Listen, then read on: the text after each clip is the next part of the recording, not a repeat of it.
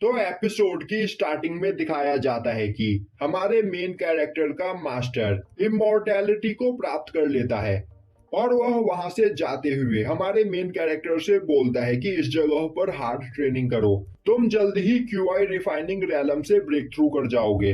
अब 10,000 साल के बाद हमारे मेन कैरेक्टर का एक साथी भी इमॉर्टैलिटी को प्राप्त कर लेता है और वह भी जाते हुए हमारे मेन कैरेक्टर से सेम ही बात कहता है। अब इसके 10,000 साल के बाद हमारे मेन कैरेक्टर की एक डिसाइपल भी इमॉर्टैलिटी को प्राप्त कर लेती है और वह भी जाते हुए हमारे मेन कैरेक्टर से बोलती है कि मास्टर इस जगह पर मेहनत करते रहे, वह जल्द ही क्यूआई रिफाइनिंग रैलम से ब्रेक थ्रू कर जाएंगे। अब कई हजार साल बीत जाते हैं और हमारे मेन कैरेक्टर के सेक्ट के छोटे छोटे बच्चे भी इमॉर्टैलिटी को प्राप्त कर लेते हैं, पर हमारा मेन कैरेक्टर अभी भी क्यूआई रिफाइनिंग रैलम पर ही होता है, जो देखकर उसे काफी गुस्सा आ रहा होता है। और यह देखकर उस सेक्ट में काम करने वाले एक सर्वेंट को बहुत बुरा लग रहा होता है, पर एक दिन वह सर्वेंट भी इमॉर्टैलिटी को प्राप्त कर लेता है।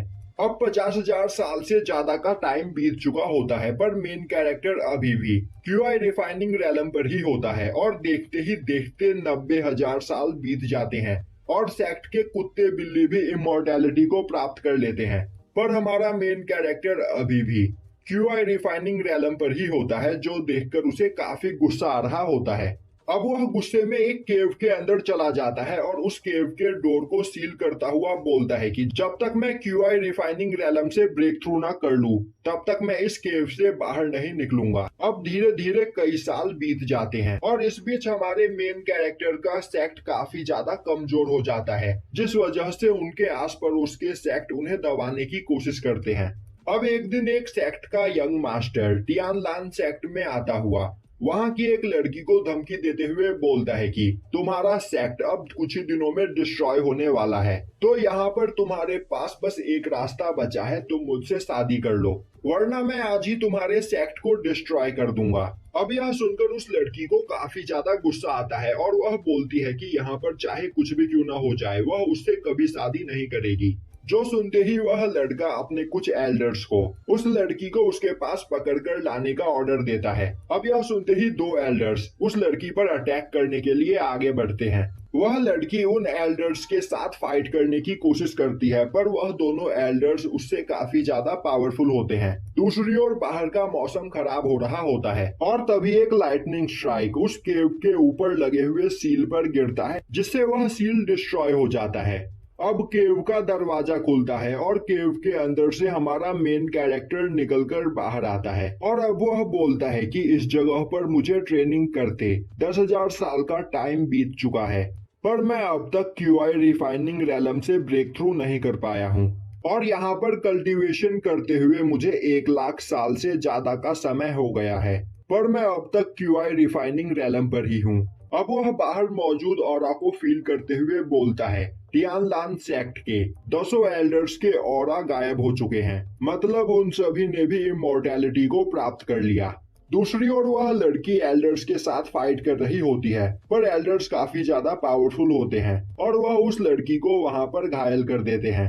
अब वह लड़का आगे आता हुआ बोलता है तुम अभी बस फाउंडेशन रैलम के मिडल लेवल पर हो, पर मेरे यह दोनों एल्डर्स फाउंडेशन लेवल के पीक पर है और तो और मैं भी फाउंडेशन रैलम के पीक पर हूँ, तो तुम चाहे कुछ भी क्यों ना कर लो, हमसे नहीं जीत सकती, तो मुझसे शादी करने के लिए तैयार हो जाओ। वहीं खड़ी वह लड़की सोच रही होती है उसे यहाँ पर मरना पसंद है, पर वह इस लड़के से शादी नहीं करेगी। दूसरी ओर हमारे मेन कैरेक्टर को महसूस होता है कि उसका सेक्ट खतरे में है।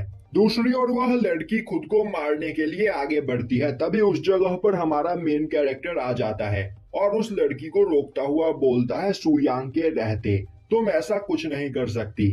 अब वह सभी लोग पहले सुयांग को देखकर डर जाते हैं, पर तभी वह लड़का हंसते हुए बोलता है यह तो अभी बस क्यूआई रिफाइनिंग रैलम पर है, तो आखिर यह खुद को समझता क्या है। और अब वहां पर सभी लोग सुयांग का मजाक उड़ाने लगते हैं।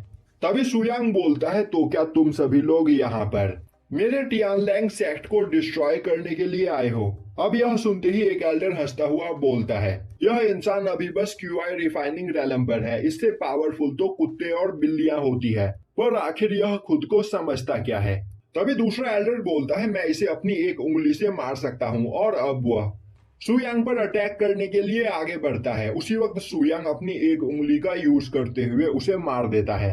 यह देखकर सभी लोगों के होश उड़ जाते हैं। तभी सुयांग आगे बढ़ता हुआ एक एल्डर को बस टच करके मार देता है, जो देखकर सभी लोग डर जाते हैं। तभी सुयांग बोलता है, तुम्हें मैं इस जगह पर तड़पा के मारूंगा। और अब वह तीसरे एल्डर को गला दबाकर मार देता है। जिसके बाद वह चौथे एल्डर को देखते हुए बोलता है, तुमने इस जगह पर मुझे कुछ नहीं कहा, इसीलिए मैं तुम्हें पेनलेस डेथ दूंगा। और अब वह चुटकी बजाकर उसे धूल बना देता है। अब यह देखकर वह लड़का काफी ज्यादा डर जाता है और बोलने लगता है कि यह क्यूआई रिफाइनिंग रैलम पर नहीं बल्कि गोल्डन एक्सिलर रैलम पर है, क्योंकि गोल्डन एलिक्सर रैलम का ही कोई पर्सन फाउंडेशन रैलम के पर्सन को इतनी आसानी से मार सकता है। और अब वह अपने साथी के साथ वहां से भागने लगता है। तभी सुयांग बोलता है, आखिर यह लोग डर क्यों गए? मैं गोल्डन एक्सिलर रैलम पर नहीं बल्कि क्यूआई रिफाइनिंग रैलम पर ही हूँ।